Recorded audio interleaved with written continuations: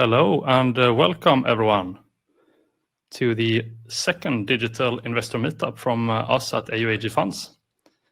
Here today are me and Eric, and we will discuss metals for the green transition, an outlook for industrial and technology metals.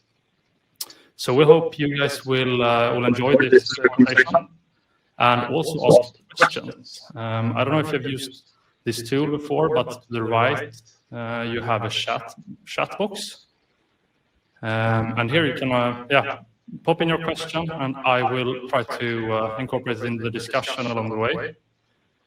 And this meeting is for you guys, our investors, to have the opportunity to communicate with us, ask your questions, get an update on the latest trends that we see out in the markets.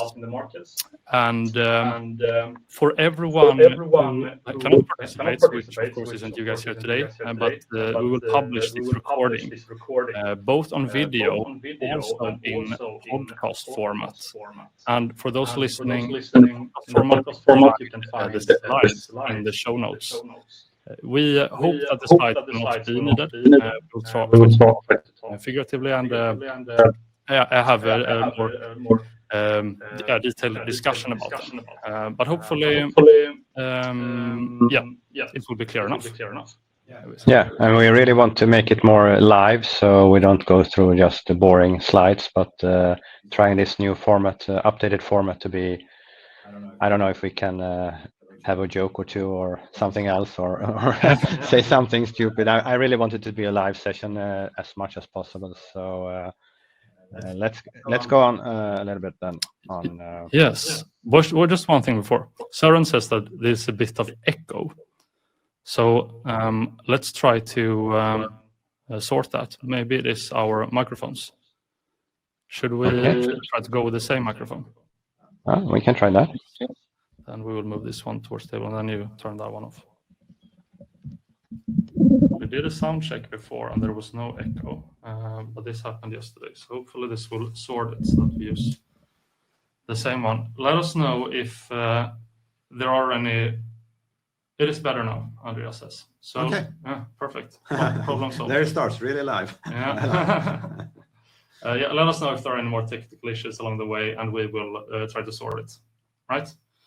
Okay, back to the investment case. What do we do here, Eric? Yeah, AuAg Funds. I mean, we started 2019, very focused on gold and silver and monetary inflation.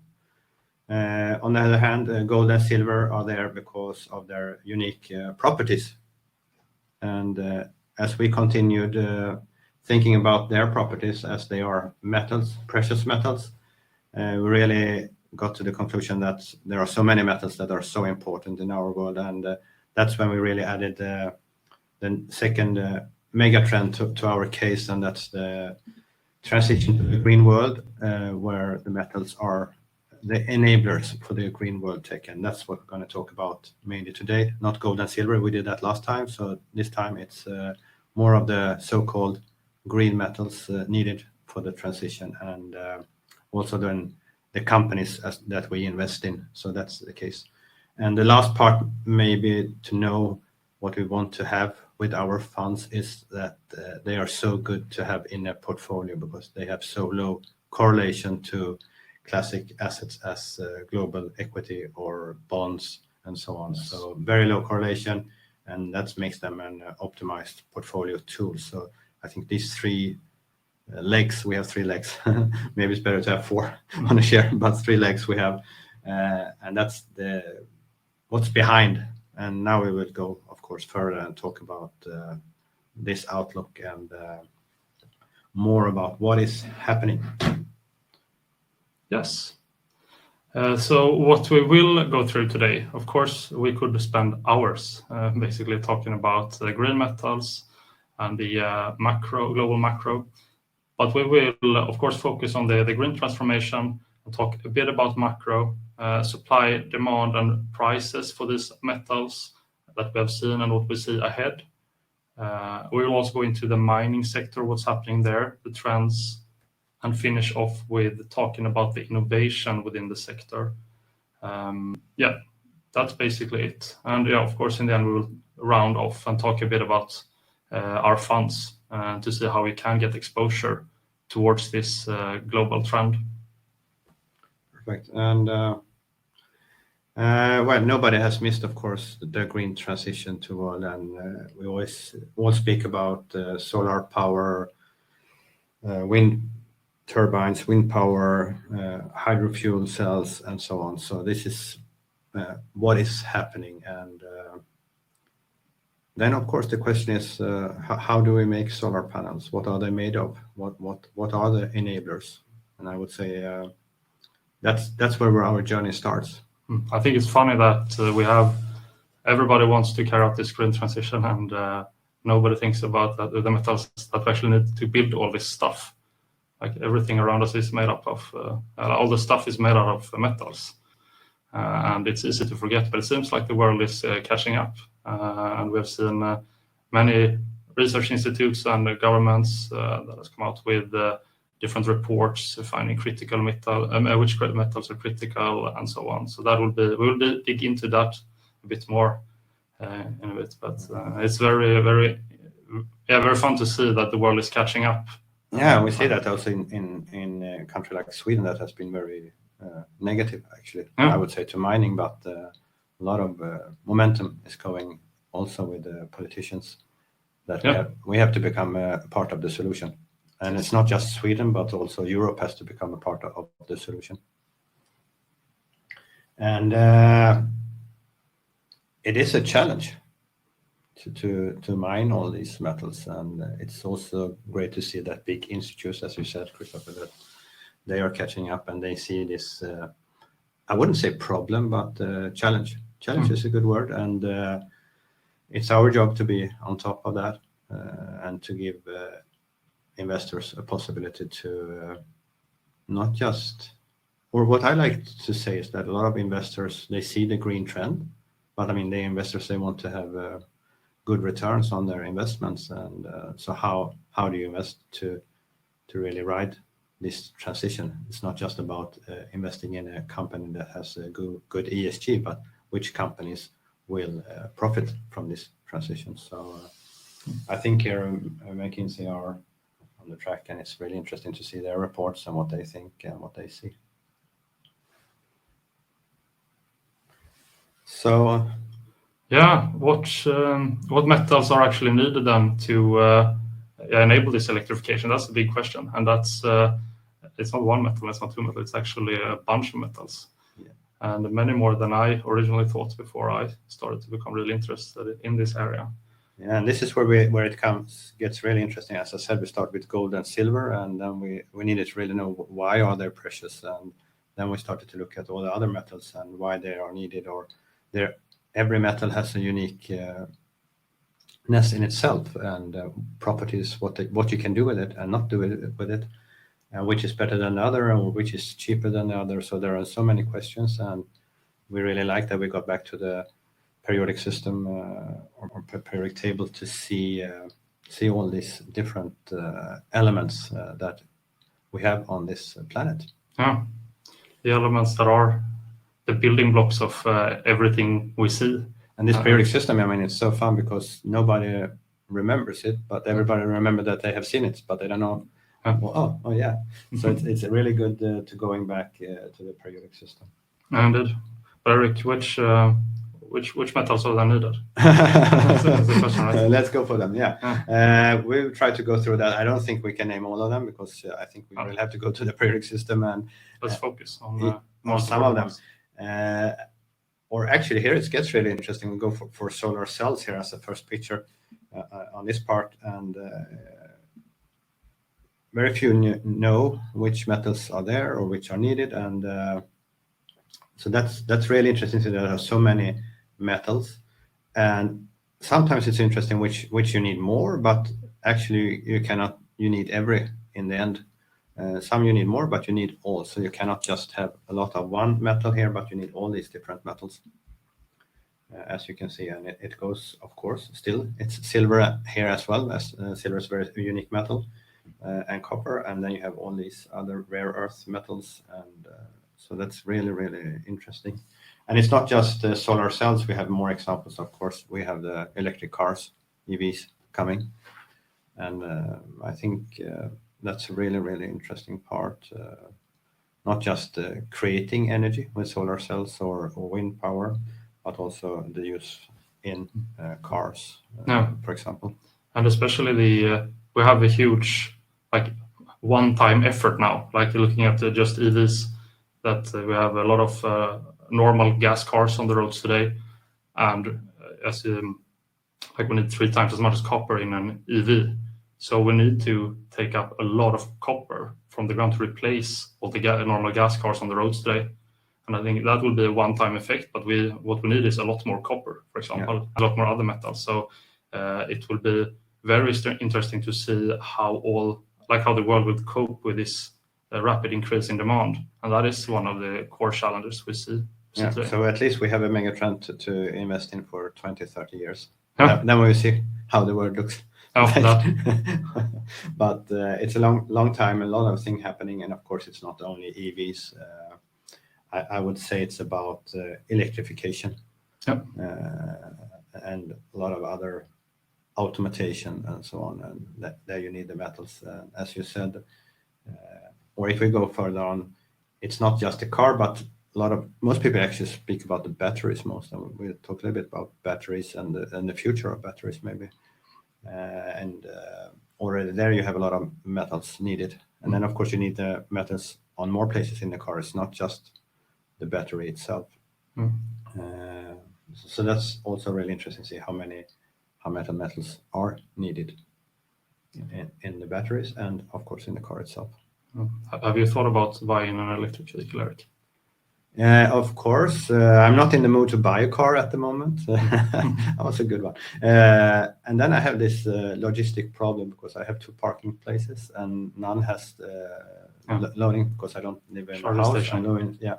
So that's a little bit problem. Should I buy the car first or should I get the loading place first? That's a dilemma. And of course, I have to need a car first before I change. Actually, I think just changing is maybe not always the best thing. That's always also an environmental thing. But I guess it's hard to buy a gas or diesel car. What will the value be if we only go to EVs? That's a big risk. I read that the new Volvo EX90, the new full electric SUV, weighs more than 3 tons. So it's a huge piece of metal driving around on the roads. When my V40 is 1.5 tons. Yeah, you get crushed. You get crushed. Anybody walking in the way. So it's big machines that are going out there. Yeah. Probably, or we hope that innovation will make them a little bit lighter. We talk about that maybe, of course. But they are heavy now. They're super heavy. And weight is a big thing. Yeah. It costs a lot of mass energy to transport around. Yeah. So of course we could talk for this, as you said, for hours just about this part, but we have to go on. And what we have is a global macro, but we would talk about the metals global macro, and we also here only choose 3 different topics. There are more, of course, and maybe we'll get more questions on that. So it's not a global macro on the financial system, but more a global macro regarding on this topic. The green transition and metals. Yeah. And what is interesting, what we wanted to talk about is this new view of what is critical. What is in high demand? What do we really need a lot of? But then we also have to look at which are harder or easier to mine or start a new mining. Start a new mine normally takes up to 15 years. Maybe some metals are easier to start up, but most metals takes a lot of time. So everybody starts to see this supply risk. And we start to see a lot of actions from different countries or regions on that. And so this is very, very interesting. And which metals, this is one slide, one picture of what the US has decided to be more critical at the moment. I think maybe there are some metals that will be even more critical that they haven't really registered or taken note of. So that's really interesting to follow this development. It's not static. It will change over time, and it will change with innovation as well. Yeah, I read a few reports lately. Like earlier in the year, the European Union published a report on the critical metals the coming decades, and had a long list. And the US Department of Energy published one. Yeah, with a lot actually of in the next slide we can go for that one. Metals. These are all the critical metals in the US. They have more critical. They have named more metals as critical for the future, and but European Union has done it as well. Yep. So it's really interesting to see how big part of the periodic system is very hot in here. And I think we will talk a lot about. I like to talk about copper and silver, and they are not even mentioned as critical on this one.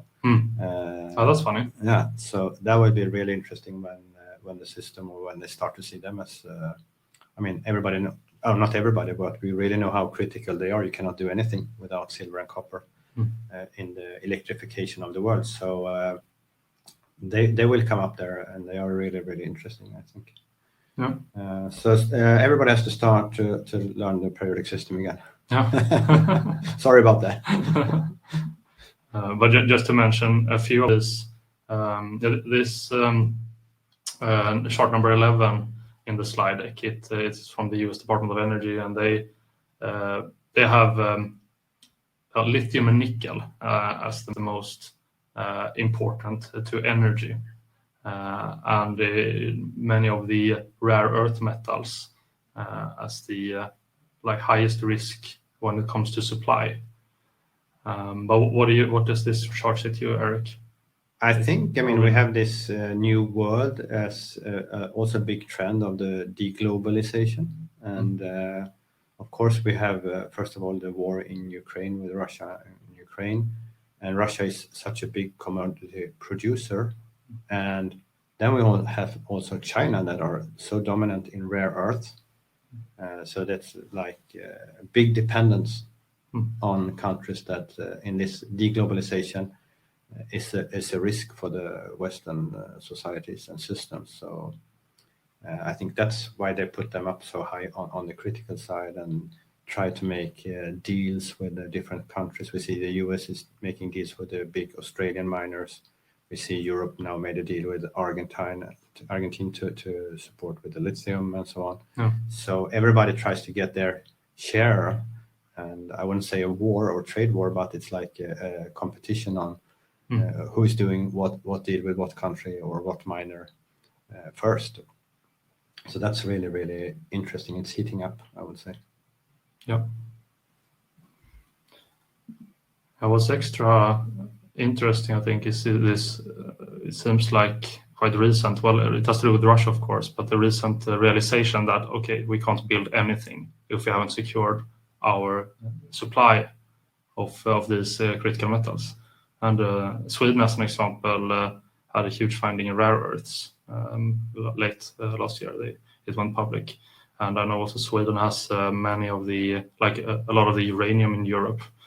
But even though I read the report, I don't remember exactly the number, but it's not that big of a part of the supply that needs to be sourced. Like, was it like 30% or something like that? That needs to be sourced within EU, even though we know we're going to a more deglobalized world. Right? Yeah, we are only having, having 30%, producing 30% of the one that we consume in Europe. So we are very dependent at the moment, and we will have to try to become less dependent. And of course, also it's good if we mine in Europe what we can mine, because we probably do it in a good way for ESG friendly way. So I think that's good, but it won't make metals cheaper. It will make metals more expensive because it will be more expensive to mine here. So for the prices and for the miners, I think it's for the whole world. It's a good trend for the price as well. Yeah. Continuing on this macro trend, I think we were into it a little bit. It was like making these deals between regions and countries on the supply risk. But we also see another issue that is important for us, and that's different countries trying to profit that they have a lot of commodities and to tax the miners or to make half nationalizations and so on. And this is very, I would say, interesting. Sometimes it's good. You have to count with some of this, and the big companies that are mining, they are used to this, so they don't see it as a big problem because they know that the country maybe wants 50% of the profits from the mine metal, so that's already in the numbers. But it makes a lot of headlines. Before, jurisdiction was more a binary risk in a difficult country, maybe in Africa. We have always avoided them, of course, but that was more of the jurisdiction issue or countries where they are not friendly with their workers and so on. But now we have more changes also on taxation and different models or corporations or not corporations and so on, and this competition. So this is also very, the focus on jurisdiction and what is happening politically.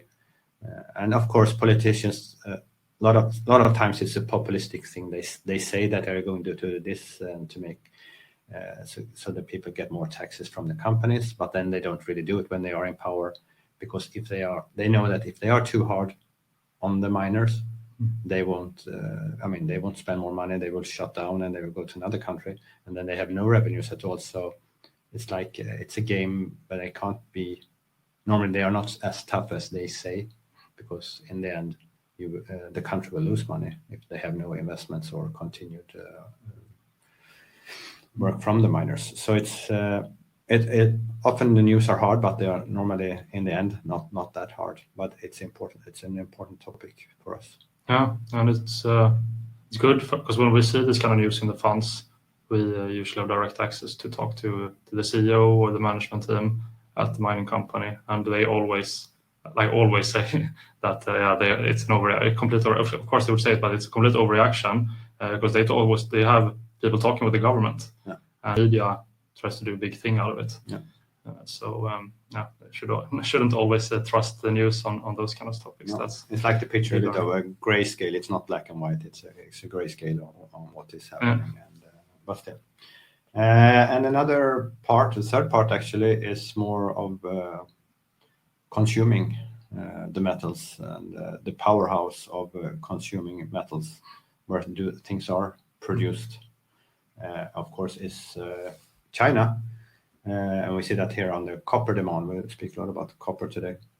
And this has maybe been some actually down. There have been two forces on the price. We talk about price later, but China had a big lockdown, and they had some troubles coming out of these lockdowns.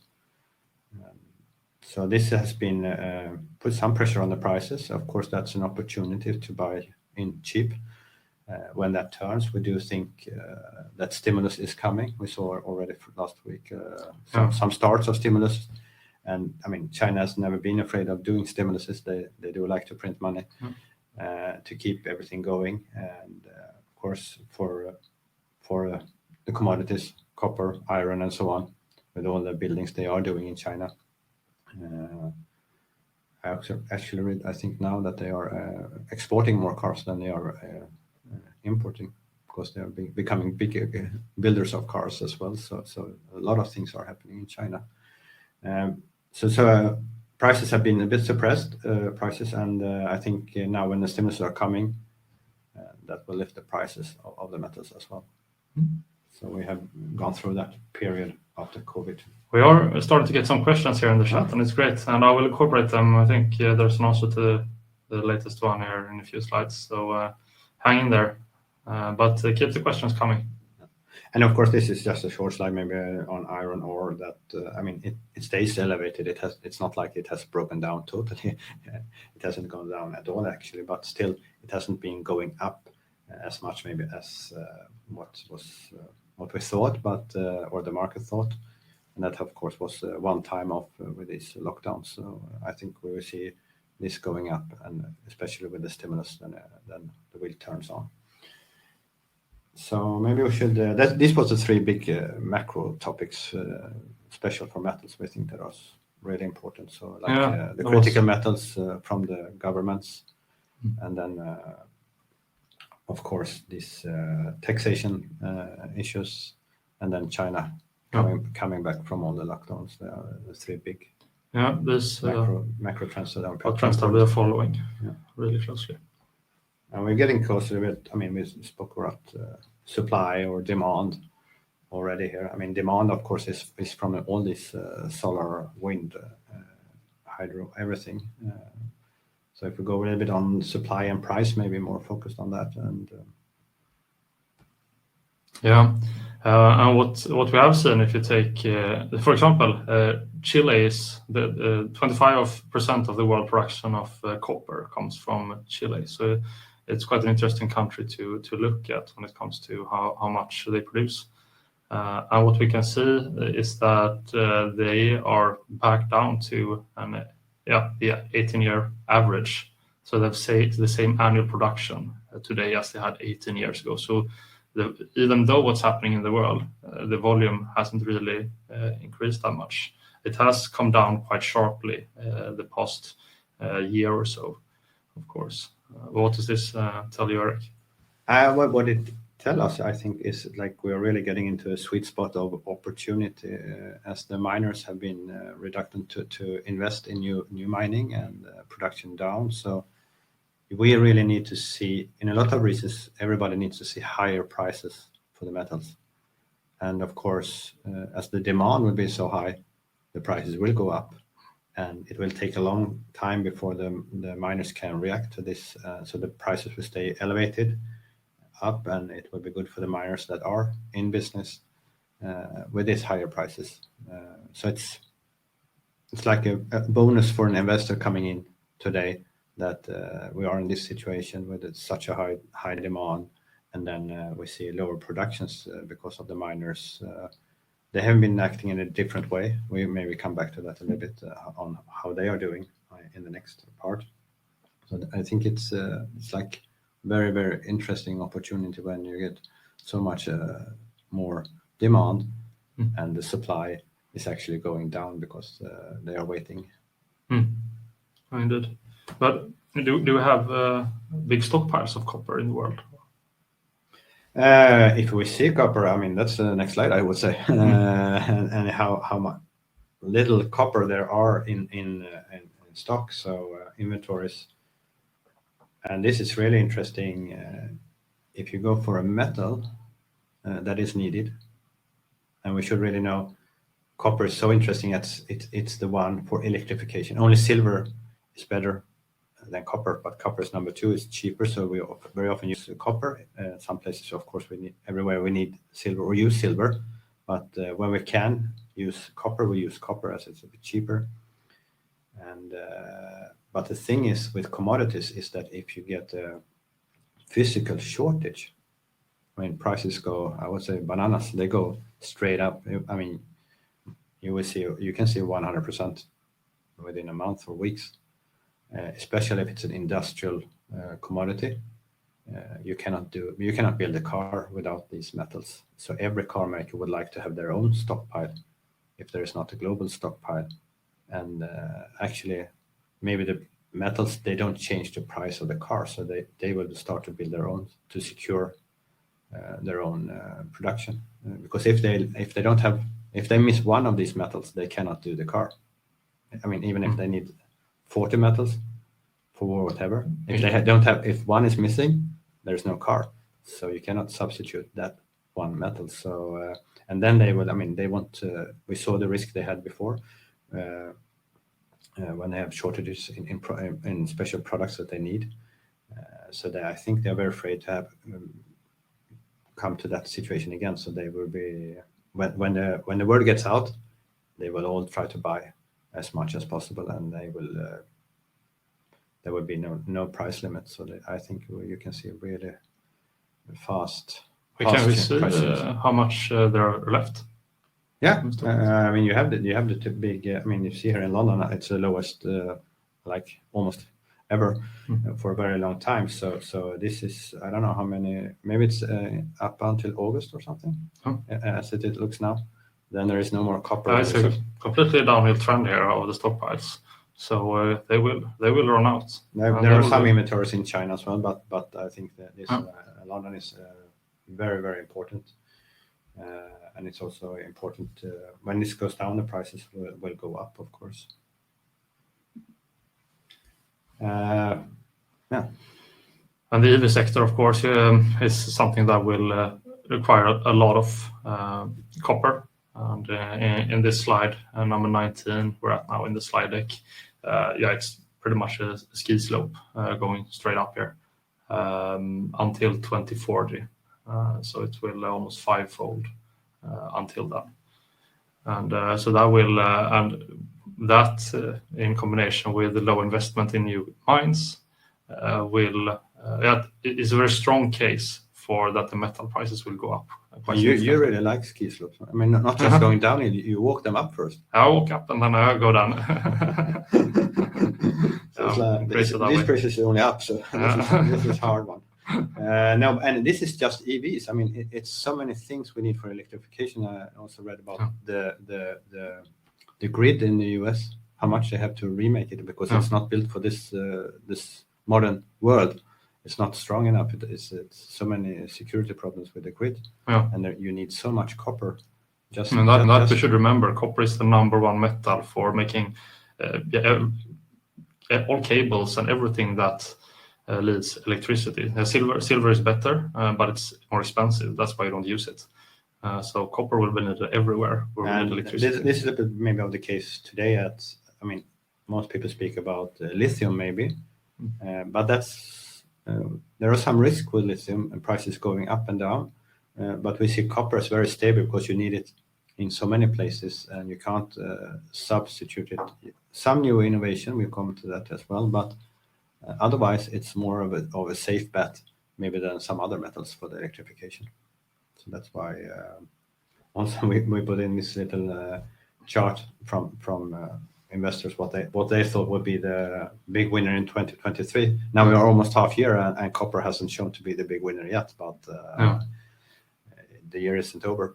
And of course it's just what people think, but or investors think. So copper and lithium are high on the list. When we discuss the metals here, we're more certain on the copper bet than the lithium bet. Due to that you can't really replace copper, but lithium it's easier to replace, and so there's an high risk there. Of course, we still like lithium, but the copper, we can't see an electrified world without copper. There can be an electrified world with other types of batteries. Yeah, that's exactly the batteries elements, and we go a little bit about the prices as well, maybe. Yeah, but before, should we just take it because we have a question here from Andreas on prices, and he asks. Are these metals, so the green metals, as volatile as gold and silver, and if not, so why? Well, I can answer the question. They are more volatile if you go for lithium. I would say they are more volatile, and there is a reason for that. Try to make it short. I mean, suddenly the market sees the big demand, the prices goes up, and when the prices goes up, a lot of companies, or maybe not a lot, but more companies start mining.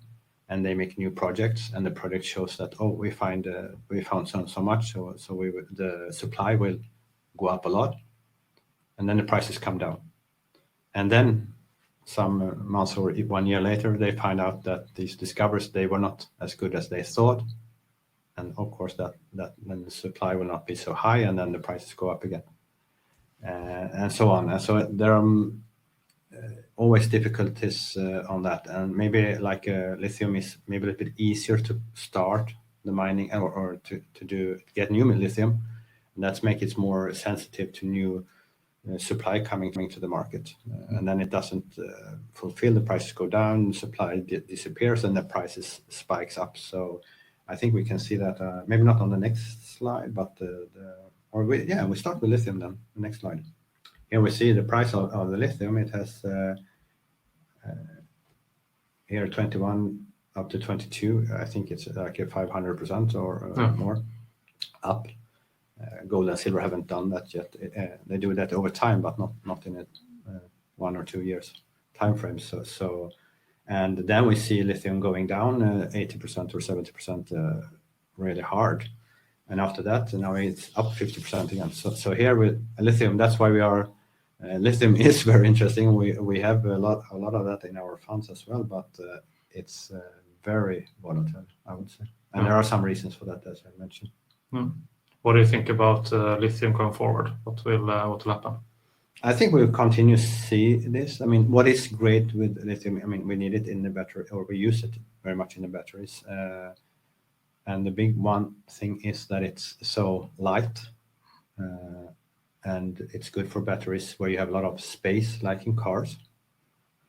You do a battery, space is not a problem. Like if you have for your earphones or whatever, small things, then you maybe use a nickel silver battery because you get more effect, and it's much smaller because the size is important, or in much high tech, size is important. In cars, it's not important, and lithium has no weight, so it's a good metal to use for that part. So and then we see, as we said, the demand is really high at the moment, and we saw before the supply risks was very high categorized as well. But we see innovation, especially on the battery side. We see a lot of innovation. So there are the risks with lithium. Yeah, I read an article about sodium batteries. It's another promising field, but for larger, heavier batteries that you don't move around. So there's a lot of new technologies coming, and we have the solid state batteries. A lot of new technologies coming out, and I think each of this will be better. Like they will have their use case basically.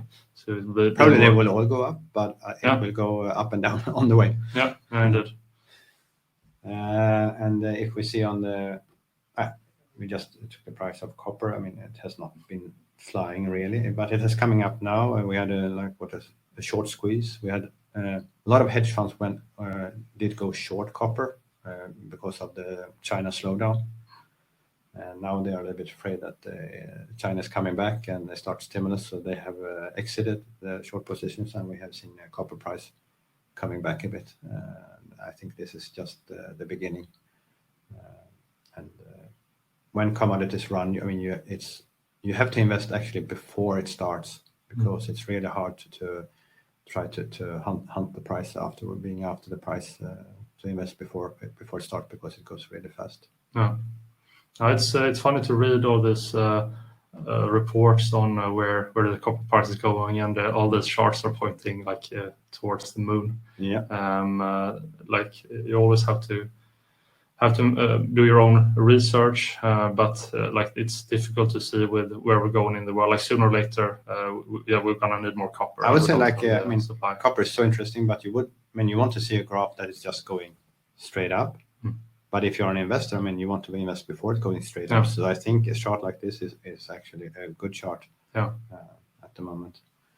Going a bit on the mining sector. Yeah, let's talk about a few trends in the sector and what's going on.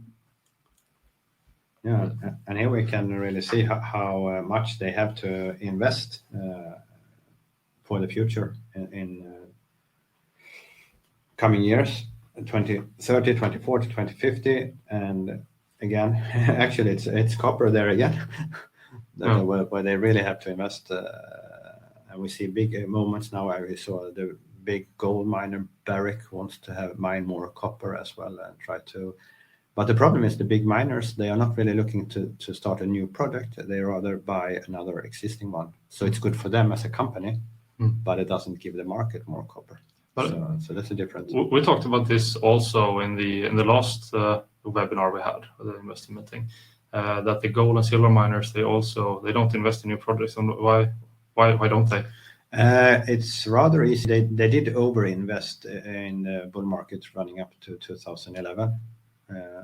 They had high prices, high profits, and they did too much. They spent their money in not such a good way, and they got a lot of critics from the shareholders.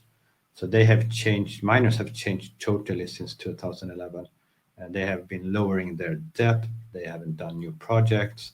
They start to have really, really strong cash flows. We'll come to dividends soon here. So it's totally different set working out for the miners how they are working. I think it's they learn from their mistakes, basically. So it is. Yeah. And this is just another picture that how important the green transition is. We don't even need China's growth for, I mean, you need metals for all infrastructure, building houses, everything is metals. But the problem is that the miners are not spending enough money, as we said before. And of course, I think this is actually like good for our investments, because the miners that are producing with higher prices will make more profits and be a more interesting investment for us, even if it doesn't solve the world's problem. And this is again really telling how much, where they spend their money, and how little is spent on. I mean, it's on sustaining the mining they have, and you see this yellow orange, how big it was then in 2011, that when they did spend money, and they don't spend that money today. It's reduced drastically. Money they spend on, like they invest in new projects. It's, and when you look into a company on all on their profitabilities or what they have in surpluses, it's always interesting to see how strong cash flows they have today, and a very overlooked sector. And also that it has been reducing debt through the good cash flows, when other sectors have actually just had more and more debt, loading up more debt, and miners have been doing buybacks also in a good way when they have a low value, not like other companies. They were lending money to do buybacks, and of course it makes share prices go up as you have less shares in the market, but the miners have not had such high prices on the equity. They have profits and they do buybacks at the right moment. So that's also a very interesting trend. And here we have what they actually do with the money. They have high dividends. Yeah, it's like a value and dividend play at the same time.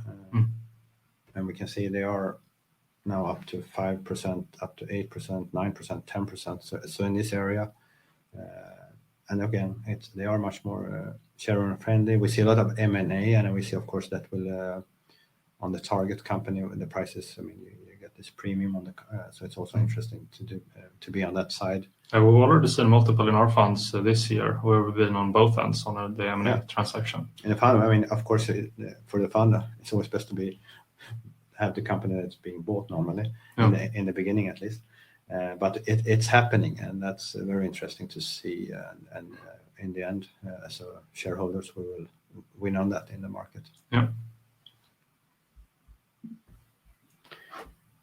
And lastly, we have on this topic of mining, we have I think this is a great slide by Tavi Costa on data from Incrementum.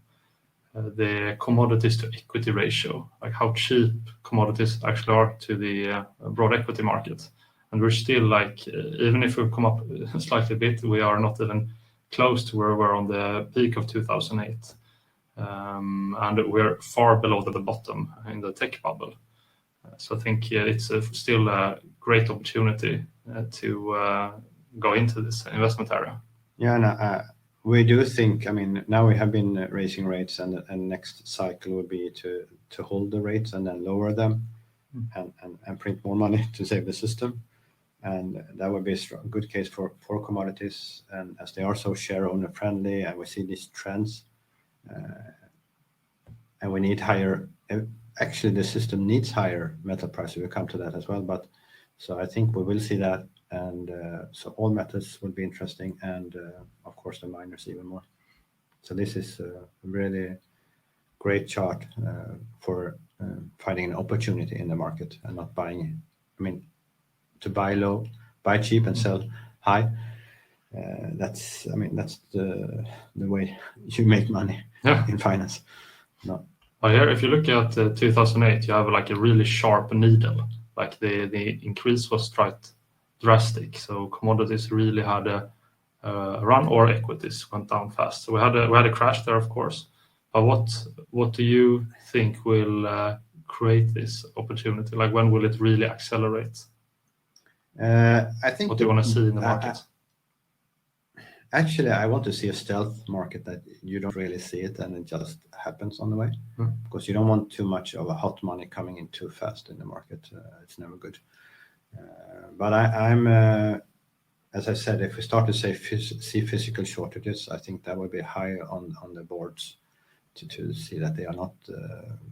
I mean, if you're one company, you don't have the metal, and the other ones have. I mean, you are toast. I mean, you don't want to be a CEO to be in that company that doesn't have the metal. We can't produce the cars, but the competition can.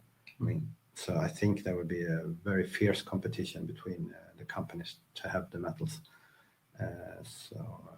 It will go, I mean, we see on the chart it goes fast, but the chart also says that the correlation is low, and again, that's why it's an interesting portfolio tool that it can go up when the equity market goes down, or when the equity, maybe these investments are a bit weaker when the equity market has its strongest period.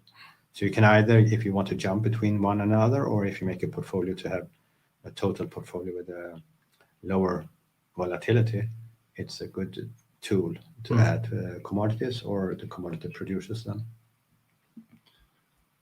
Let's continue to the next topic. Yeah, this is a little bit like, it's not soft, but it's interesting. Because we like metals, but we like innovation.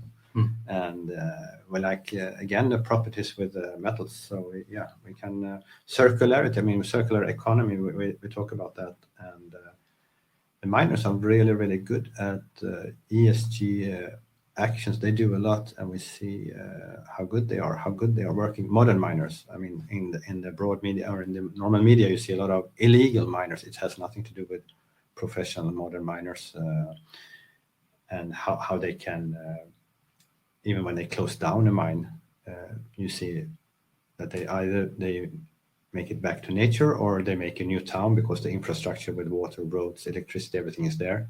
So it's not that they leave a mine just as it was. It always goes back to nature, or if they want to make a town or something. So it's really interesting to see how modern they are today.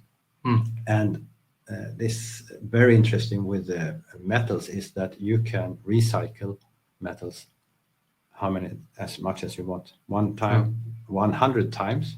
If it's silver or gold or copper, you recycle it and you have the same properties. You don't lose anything in every recycle process. So when we recycle an EV car, you have the same copper back and it works. It doesn't lose any of its properties. And that's a very big difference between like oil. I mean, you burn it and it's gone. Or plastics that just deteriorates and becomes worse every time, and then you end up putting it into we burn it. So metals are really good for a circular economy. We can. This, of course, this slide makes you crazy. You don't have to read it. That's what I like. Christopher doesn't like it, but I like it. And it says it's like a loop where you have this demand, but as humans, we believe we have innovation and we believe in it, and that is happening. And sometimes you can think that, okay, we have a new innovation and then the demand will disappear. But normally innovation also brings new products and new demand. So even if they have this loop, demand problems, supply problems, or so on, and then we get new innovation because of that, because we will have to solve the problem, but then you need less or what, but then you can do new things with these new innovations and you need more. And you can actually see that we have innovated forever as we are humans, and especially maybe the last 50 years or 100 years, we have had a lot of innovations, and they have all been made by, a lot of them have been made using metals. If it's building skyscrapers or aeroplanes, of course you need the metals. You cannot do anything without the metals. So all this, and now we have the green transition. So even if we have innovation, we have always been using more. So I think we don't have to be afraid of innovation that we don't need the metals in the future. I think it's an interesting dynamic that as if the metal prices go up, you innovate to get around it. Like you can try a different material, try to use less. But if we look at, for example, solar panels, you're actually using more silver. Like you're increasing and already expensive metals because you can get it's so good. Like it's conducts electricity so well. So it's actually worth it. That's really interesting because they were very expensive in the beginning, and then they made new innovation. They used less and less metals or expensive metals, and they could still have the same effect and so on. But then they came down so much in price, so now they are starting to have more silver instead to get more effect. So it turns around again with a new innovation. So you also find new areas to use the metals all the time, like you use gold in cancer treatment or in the COVID treatment. Yeah. So it's everywhere. Yeah. And let's talk a bit about batteries. I think it's one of the most frequent topic when you look at the green transition, what products we try to use. If somebody cracks the battery question, like that's always like how much reach do I have on my car, and how much does it weigh, and how much does it explode? Like it's all these questions and uncertainties with batteries, and the company or organization that really cracks this, will make a lot of money.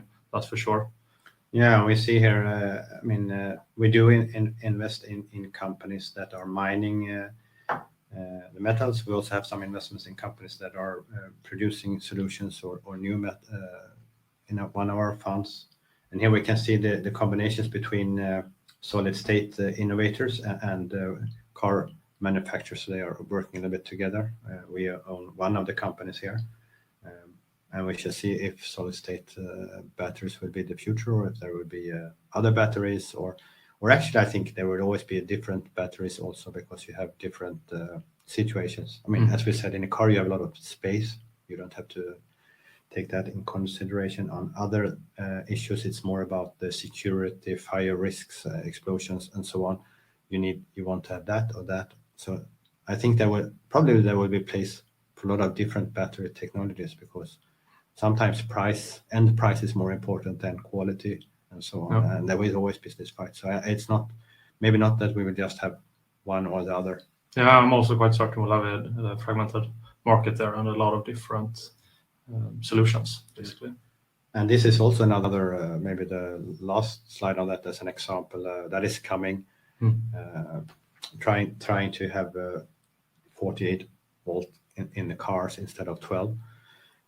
That would actually mean you need less if you're going just into metals, less copper in the car. Yeah, so it will make the vehicles lighter.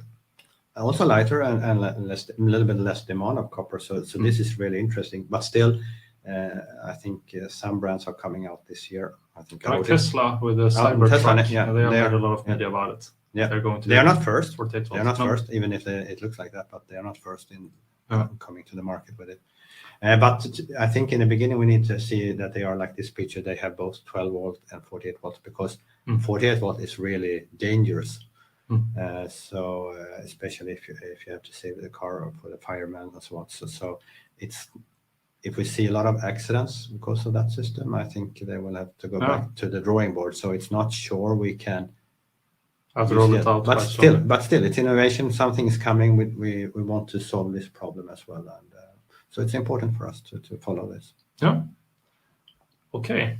That was the last topic. We will talk a bit about more our investment solutions and what we do. And we also have a question from Andreas. Maybe we'll start there because it's right on this topic. Yeah. And he asks, how would you differentiate precious green and essential metals funds? Are there big differences how these will behave in the market? That's a perfect question. We are on the slide. First of all, if you see here, we have 4 different funds, and we have highlighted 2 of them that are more exposed to this green transition. The other 2 funds, Silver Bullet and gold mining, we spoke about last time, because they are more focused on gold and silver and the case of monetary inflation. So coming back here to the 2 other funds, we also see we have a risk scale and a potential of return scale. And we see that precious green is our fund with the lowest risk. It's not that low, but it's the lowest risk within our universe. And the Silver Bullet, that we don't speak about now, has the highest risk, maybe the highest volatility in Europe as well. But it's actually also a green play. Silver is needed. So, but if you go back to the funds and the questions, we think, the portfolio of precious green is a bit special. because the concept was to have a great 60-40 portfolio. And that means 60% equity and 40% normally bonds. And we made another 60-40 portfolio, and 60% equity is towards the green transition, and divided in 4 sub-strategies. So it's like 15% mining companies, 50% about making electricity, sun cell companies and so on, and 15% storing electricity, and 15%, the last one, is about recycling or new innovation or to use less electricity. So it's divided in 4 strategies, but still focused on the green transition. And we think this will have much better return potential than a global equity market. That would be a bit boring. And the second part there is instead of having bonds, we use precious metals, focusing on gold. But that's the metal, not the companies mining the gold. So it's a defensive position. So, of course, this is a fund that maybe doesn't go up that much, but it actually also doesn't go down that much. So, and we had fantastic returns in precious green. And you cannot see that we have had a world in trouble. I mean, COVID, war, rate hikes, you cannot see it on the performance of the fund. So, but on the other hand, essential metals is, I think, would be, of course, more volatile. It has more return potential. It's more dependent on that the world keeps on growing. And we see the world growing. I mean, because the middle class in China, India, they want to live a life like we do. So, and that we need more of the metals to do that. So it's more. The nickname for the fund is Dr. Copper, which is slang for the health of the economy. So if the economy is good and everything is growing, that fund will ride that wave. So it's more correlated to. It's to how we are growing. Then of course. We don't like maybe to see if the economy is good. I mean, it's not sound, but it's going, and they print a lot of money to make it going. So that's a thing. It's more correlated with the stock market going up, because when the world goes up. So that's the difference between essential metals. I hope that was answer to your question, Andreas. And it was actually a perfect presentation of this slide, I think. So we went through the funds. We got a new question here from Chris. And he's he's concerned that we've seen a lot of bullish statements and a lot of commodity funds that have been starting, so that we're seeing a hype in the sector. So, are you concerned that we're nearing the end of this peak in the within this space, basically? And I would say no. Like we had the slide on the equities to commodity sector. Like we still haven't seen the big capital flows into the sector. We're still a quite limited group of investors who have found it in comparison to like what we've seen previously. Yeah, I think people who are listening to this message, they hear it a lot, but I don't think that the broad market is hearing it. And so it's, I mean, we're not even close to we're not even in the beginning. The peak would be crazy. Yeah. Then everybody will want to be in the market. And again, capital rotation in the markets, between the different markets, between stocks and commodities or bonds. Even there, as we saw the picture, when the big bond or stock market starts to go into the commodity market, that will push. It has nothing to do with supply and demand. It will just push prices higher. So it's a great situation actually for an investor. And I think maybe in 10 or 20 years, we can start to talk about a peak. Yeah. We have 1 minute left. We'll try to, well, first, if you have to leave, thank you. We have one question left and we'll try to answer that one. But thank you very much for tuning in. The recording will be released in a week or two when we have done the editing and got up on the website. And don't forget to follow us on Twitter or LinkedIn. Yeah, and subscribe to our newsletter. Everything is on the website, auagfunds.com. Okay, let's take Andreas. I like that you asked so many questions. Let's take this one. Are you still concerned that gold will be pressured in the near future? Oh, a gold question. A gold question. Let's finish with gold. No, I mean, gold has gone up like over 60% in US dollar for 5 years. And now we have the debt ceiling issue solved. So US is going into more debt, new record debt this week again. So for gold, and we also said gold has gone up 9% in this rate hike, in some heightened rates, and gold has still gone up in the cycle. And it will go up even more when they pause and when they start to lower rates in the US. So gold is also in a very good position, but it will not fly as fast as lithium. I mean, it goes up, but in a little bit of a slower pace. But it has withheld and has shown a lot of strength in this cycle. I mean, and now the Fed they can't raise rates. Maybe they can do 0.25, but I mean, it doesn't change anything. Yeah. So it looks good. Great. Thank you very much, everyone. If you, don't hesitate to reach out if you have any more questions about the topic. We are very quick at responding. Thank you very much. Thank you. Goodbye. Thank you. Thanks, Eric. Bye. Thank you.